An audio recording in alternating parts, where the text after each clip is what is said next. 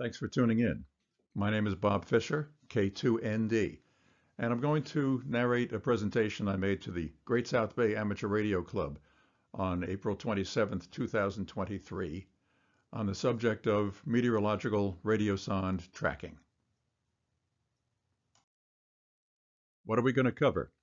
Well, we're going to be talking about radios, antennas, and propagation. There are computers involved in this. We're going to speak about that. The science of meteorology we'll cover briefly. And then the fun part about this is sonde chasing and recovery. Why am I here tonight? Well, you have to blame Lou, NO2C. This all started because we had an expedition to Bouvet Island this year. And at the same time as the expedition was going on, I was going through some business files from many years ago, and this fell out, and I'd forgotten about this.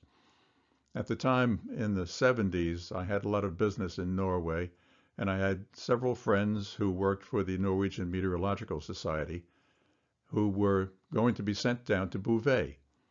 A couple of them were meteorologists, and a couple of them were radio operators. There were 5 guys who were sent down there, and they spent 2 months at Bouvet.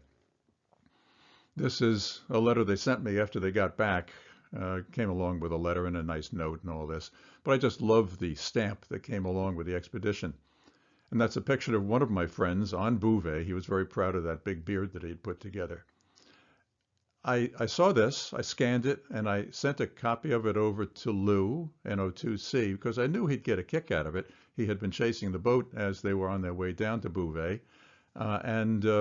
Yes, of course, this started a conversation about why I was attached to Bouvet in the 78/79 expedition, and my connection with meteorology and these guys who were on there for meteorological purposes and there for a long time. And Lou said, "Boy, that's a great story. You should tell people about this." And so that's why I'm here. Let's just get some definitions out of the way. Meteorology is the study of weather and climate. And a radiosonde is a device used to measure and transmit meteorological data by telemetry. And the data that's measured by these things is pressure, temperature, humidity, wind speed, and wind direction. There are meteorological stations all over the world, and they launch radiosondes twice every day. Worldwide, about 900 sondes are launched, and in the United States, about 70. And this picture here, all of the dots on there are what we call upper air stations. Those are stations that launch radiosondes. Amateur radio operators track a lot of the sondes. And on this map, you can see this is just a random sample one day that I took of the sondes that were being tracked at that moment. Each one of the balloons that you see on here are being tracked, and most of the guys who are tracking them are hams. They're also tracked, obviously, by the National Weather Service. They have their own equipment, their own network, and they put together the meteorological data for their own purposes. But the hams who are tracking these sondes are also doing exactly the same job, and it can be done remarkably simply. Here on Long Island, where we're located, we have a station at Upton on the grounds of the Brookhaven National Laboratory, an upper air station that launches a balloon every day at about 0 Zulu and about 12 Zulu. And it's being tracked by the hams that you see here. WA2TQI is just outside of Philadelphia. K2ND, that's me. I'm on the south shore of Long Island. WJ2B is a bit farther to the east and very close to the launch site. W1VLF is a station I'll have some more information about in the near future. He's not that far from Newington, Connecticut, up in the hills of Connecticut.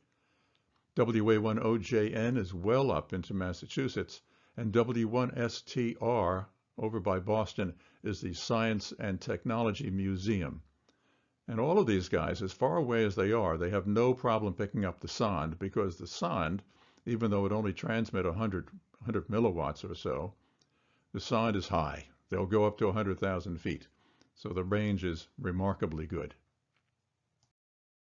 Here's what happens when they launch a balloon. The sonde, the radio sonde, is tied underneath the balloon with a parachute. The balloon rises at about 10 miles an hour. It goes up through the atmosphere, it gets blown around by the wind. It rises up to roughly 100,000 feet or so, at which time it bursts, only because the balloon gets quite huge and it just can't sustain it anymore. After it bursts, it tumbles around as it falls, the parachute opens, and then it settles down fairly slowly, and it drops to the ground someplace far away, perhaps even a couple of 100 miles away. This is what it looks like. Not exactly at Upton, but this is a typical upper air station launch facility. On the left, you can see a big building, enough to keep the meteorologists and the equipment out of the weather. And when the wind is blowing, that becomes really important. But you blow up the balloon, the parachute and the sonde are underneath it, tied by string, and then they run the balloon out into the field and let it go as gently as possible. And usually the sonde will clear whatever trees are nearby and float off. Here's an example of what a balloon looks like at altitude. This is a famous picture of the Chinese spy balloon from earlier in 2023 with the equipment strung below it. And this picture was taken from a U-2 pilot at about 60,000 feet. Now the U-2 is roughly 125 feet long.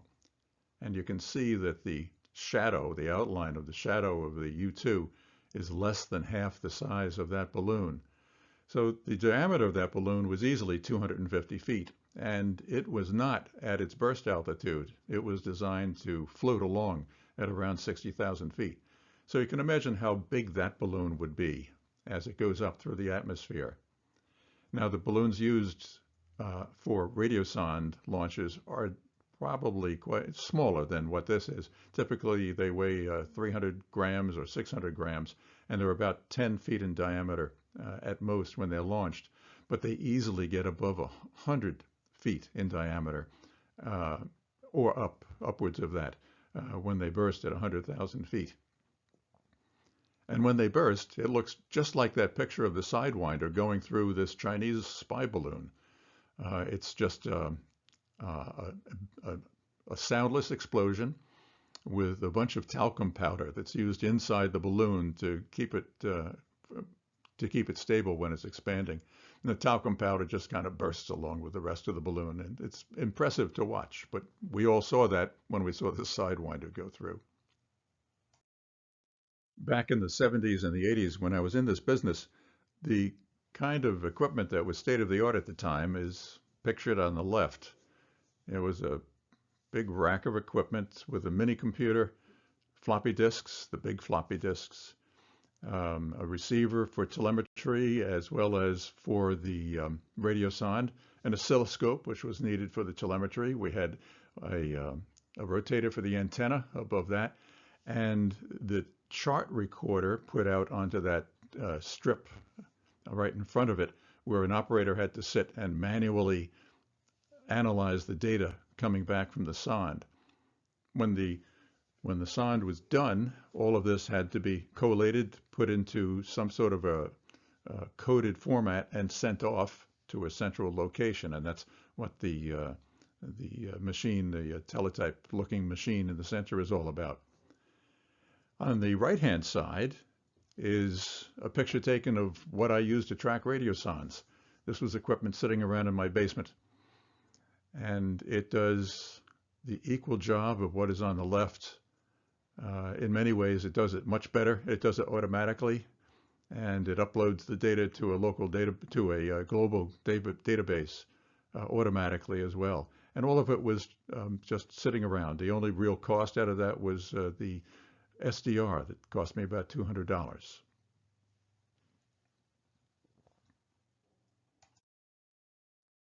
This is what a radiosonde looks like. On the left is a new one, on the right is an old one.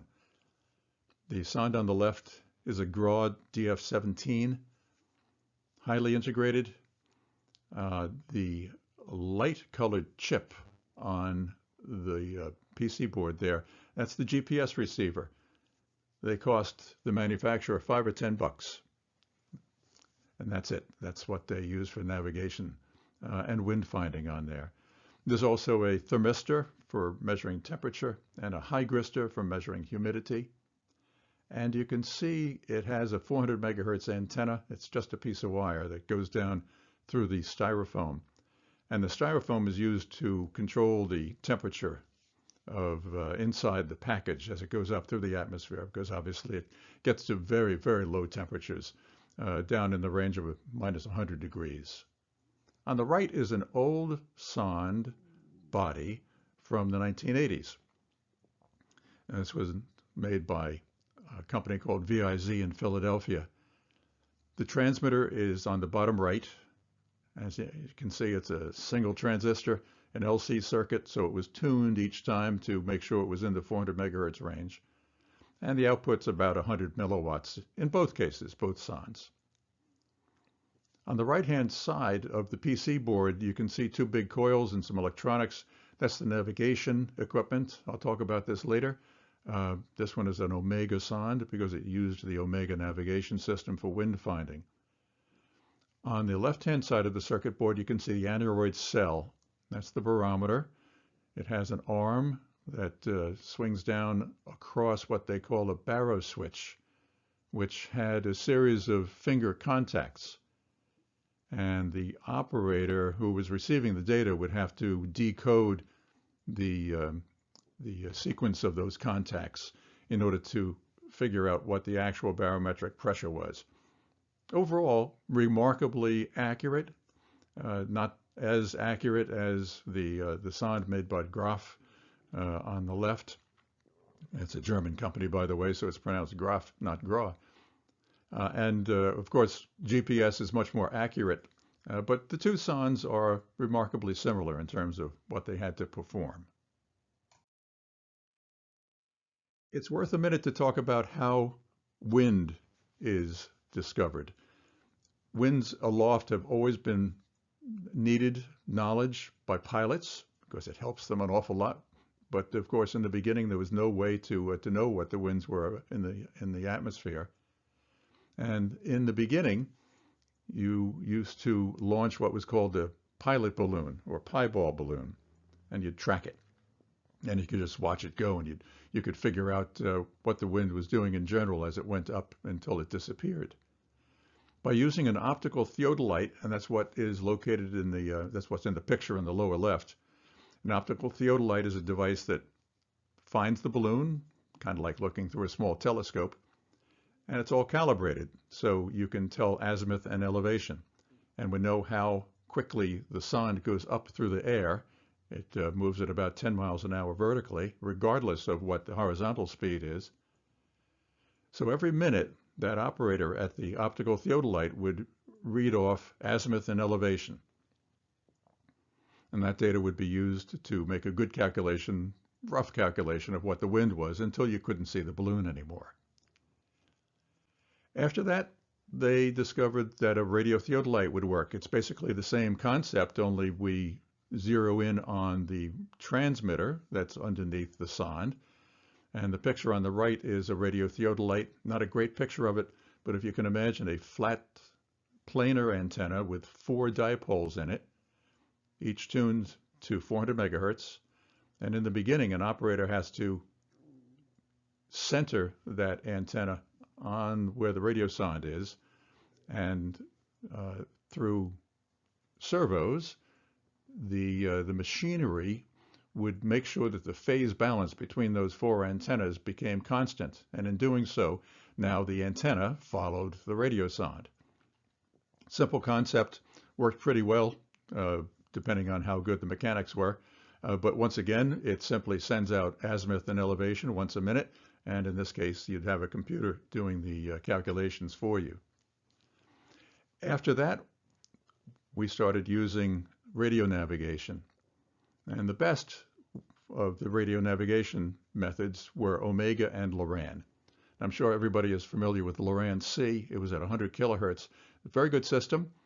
not worldwide, but there were many Lorans around the world, and they were used effectively for wind finding just by receiving the Loran signals from the radiosonde and sending them back down to the ground station.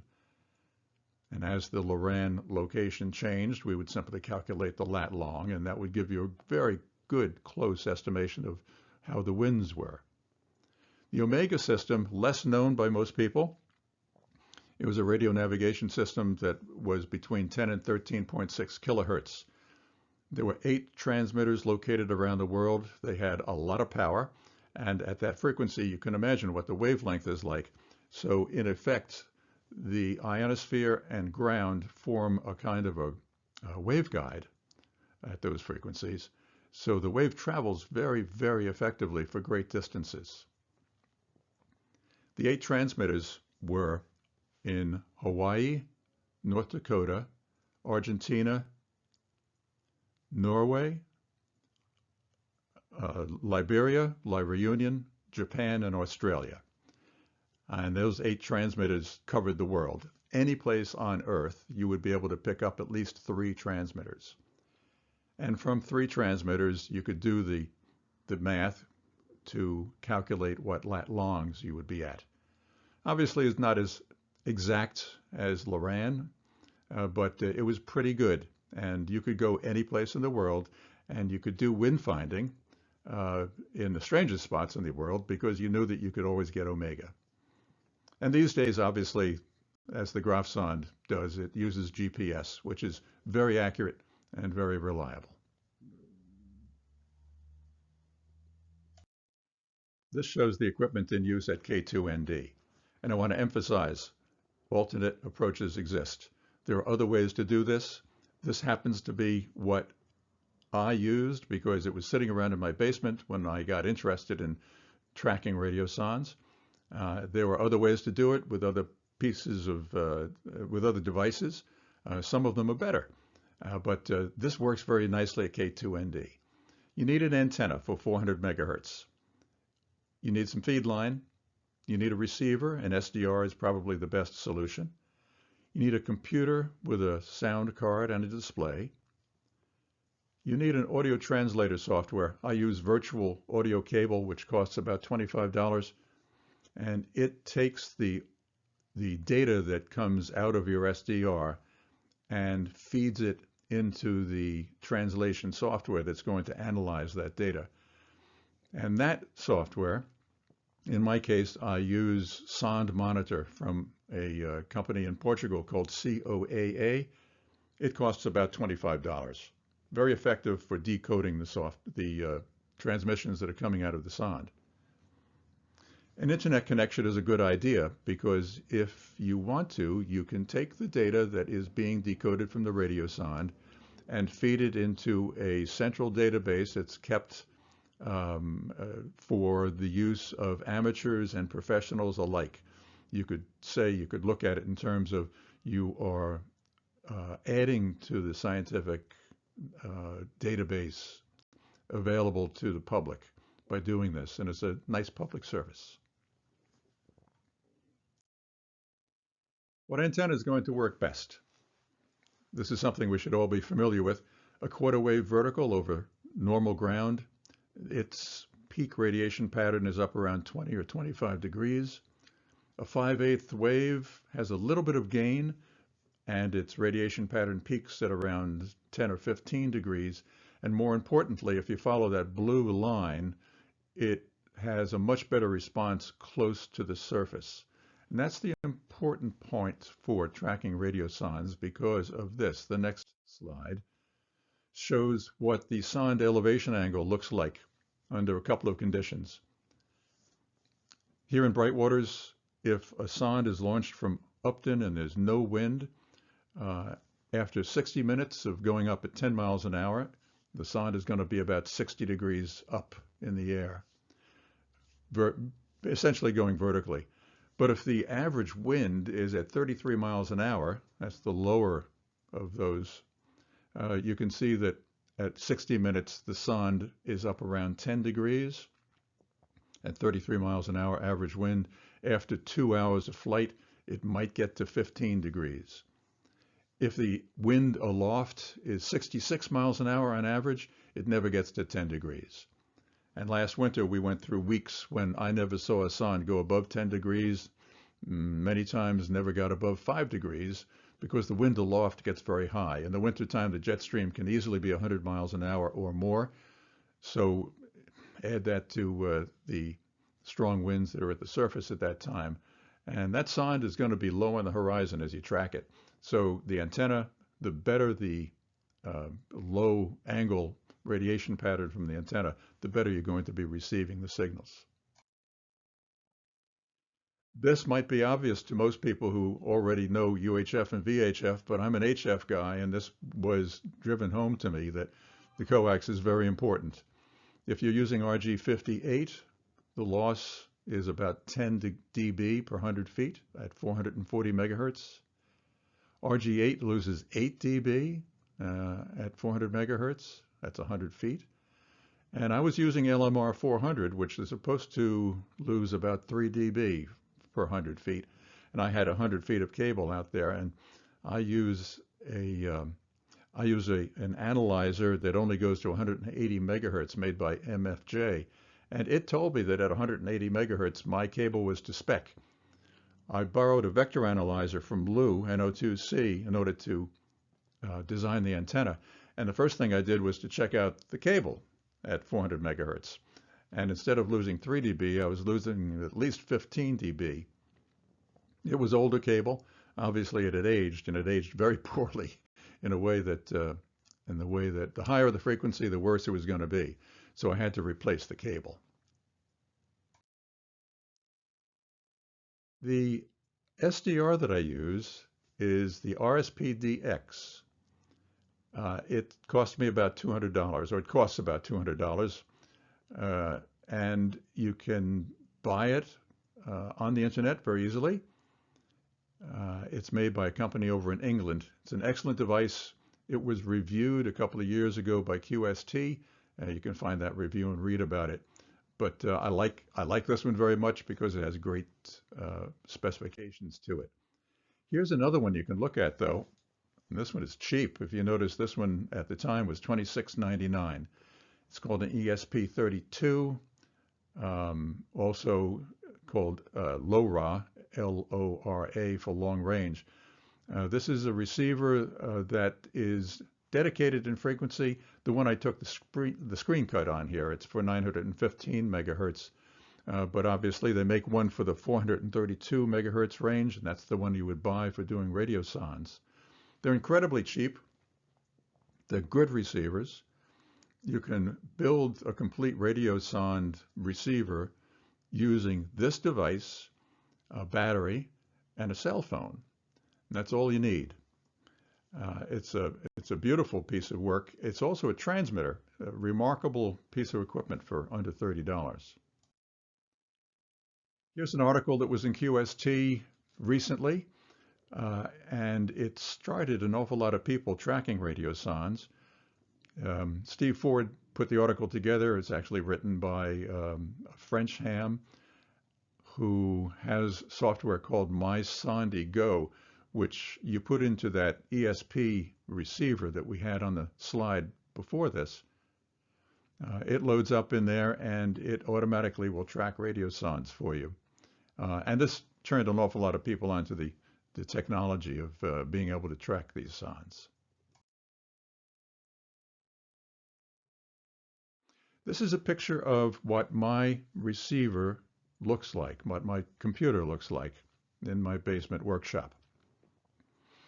On the top is the actual receiver, and below that is the data being recorded from the sonde. On the top, if you look in the upper right-hand side of that, that's the modulation display. It's narrowband FM, takes up about 10 kilohertz or so. You can see that there are two sidebands on either side of the center frequency. And in the center, you can see the frequency, 405.410 megahertz. There's a small S meter, an old-fashioned looking S meter on the display. And just below that is the spectrum display of about a megahertz with the signal I'm tracking in the center. And a display that shows in a bar graph the S meter, as well as the SNR, which is around 18.3 dB at the time. That receiver display is what you get with the RSPDX receiver when you buy it. Below that is another display. I'll get to the next slide. Okay, here's the sonde monitor data display. This is the display of the data coming back from the RadioSonde. And not to go into any fine detail on this, but on the left-hand side, you have temperature and dew point, which measures humidity. And on the right-hand side, you can see the wind flags. They show where the wind is coming from, and the speed of the wind is denoted by the number of little bars on each one of the wind flags.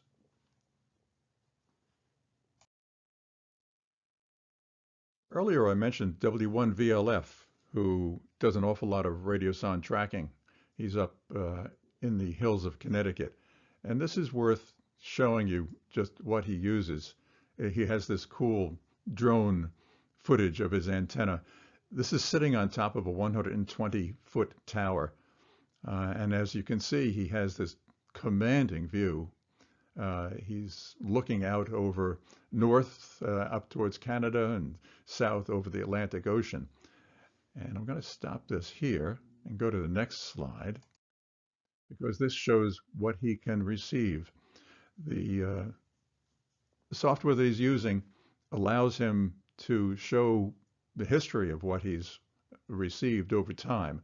And on the left-hand side, you can see that he easily tracks down to the Wallops Island launch site, Wallops Island, Virginia, on the eastern shore.